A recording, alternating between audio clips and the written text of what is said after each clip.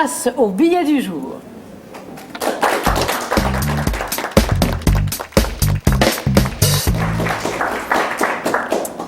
Bonjour, mesdames. Bonjour. Plaisir de vous revoir. Ça, le billet du jour, c'est vous.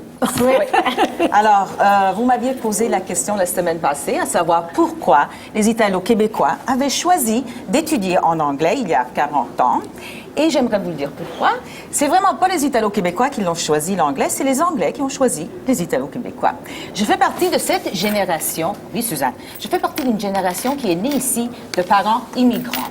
Oui. Et vous vous souvenez, dans les années 50, 60, le Québec, grosse vague d'immigration. Pensez qu'on a eu un demi-million d'immigrants qui sont arrivés dans l'espace d'une vingtaine d'années.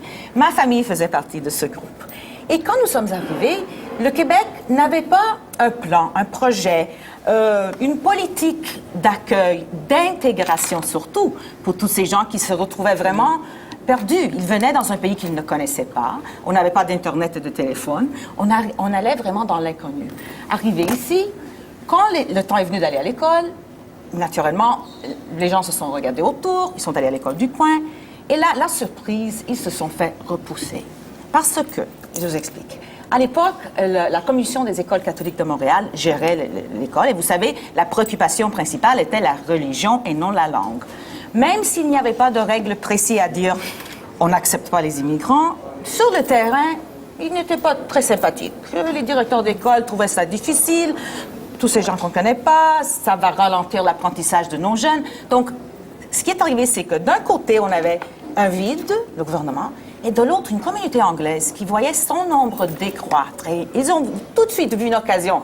Et voilà, on va les amener dans nos écoles pour faire agrandir notre poids démographique, enrichir nos institutions, les faire développer. C'est ce qui est arrivé dans un monde.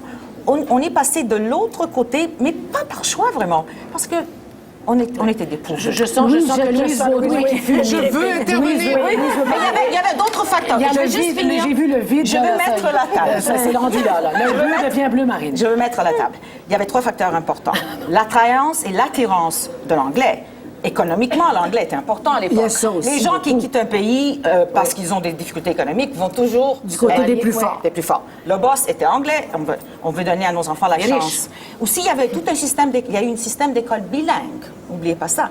On avait un système aussi où on enseignait l'anglais et le français. Donc, il y avait l'attirance de l'anglais. Ce vide dont je parlais vraiment, pas d'intégration, pas de politique, de plan précis qui ont laissé... Et l'anglicisation. Ça a donné tout ça. Et tout a éclaté dans les années 60, quand, avec la Révolution tranquille, finalement, les Franco-Québécois ont dit « Oh, un instant, comment se fait-il que tous ces gens vont de l'autre côté si on est la majorité? N'avons-nous pas la force politique, économique, sociale d'attirer, de séduire ces gens? » Alors, cette prise de conscience, la naissance du nationalisme, et tout a éclaté avec la crise de Saint-Léonard, parce que là, finalement... Et surtout des langues latines. Ben oui, on avait tout en commun. On était catholiques. Alors, les gens me disent donc un peu, toi, comment vois-tu la chose? Alors, c'est sûr et certain, bon, on parle... La société d'accueil était-elle suffisamment accueillante? Hein? On peut se poser la question. C'est sûr que dans les années 40, 50, jusqu'à la Révolution tranquille, la société, disons, franco-québécoise, la majorité franco-québécoise, était relativement fermée. Il y avait des raisons à ça, des raisons historiques. Et puis des raisons, en effet, religieuses, puisque l'Église était... Certainement. Mais donc, tu es de son avis, finalement? Non, parce que je crois que la raison principale, Mariana l'a quand même exposé, c'était la force d'attraction de l'anglais sur le continent nord-américain.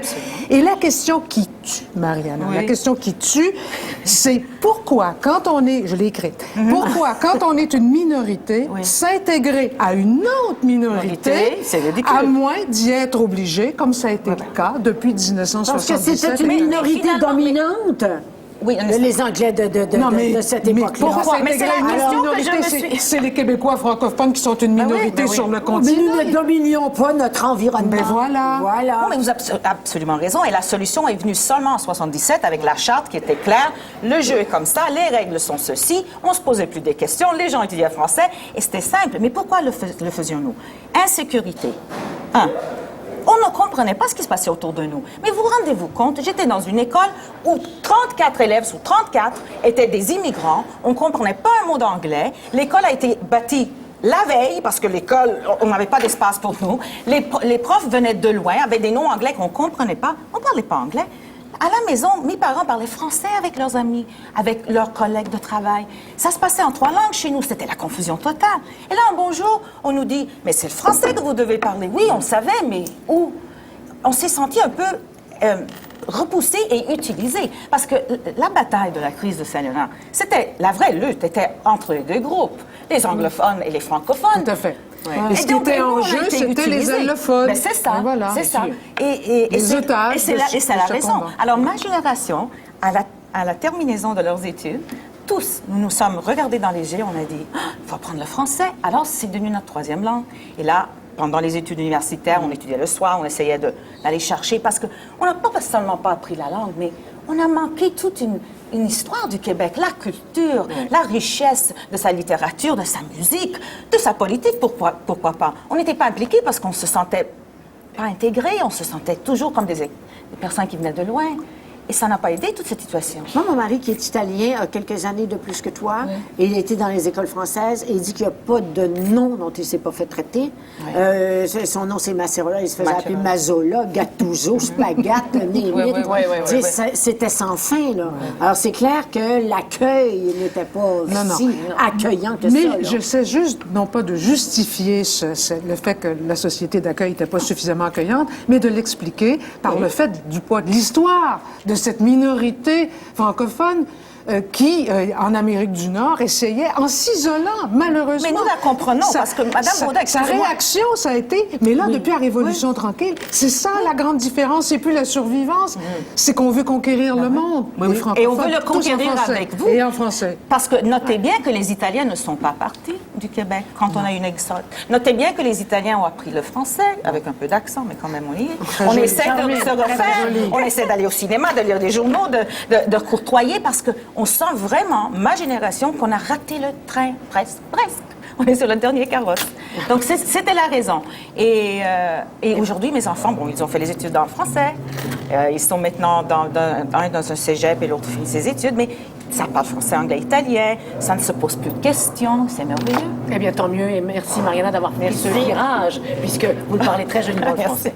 Alors que vous soyez italien, anglophone, grec, enfin, tutti quanti, après la pause, un espace pour vous, cher public, recherchiste en herbe. On en parle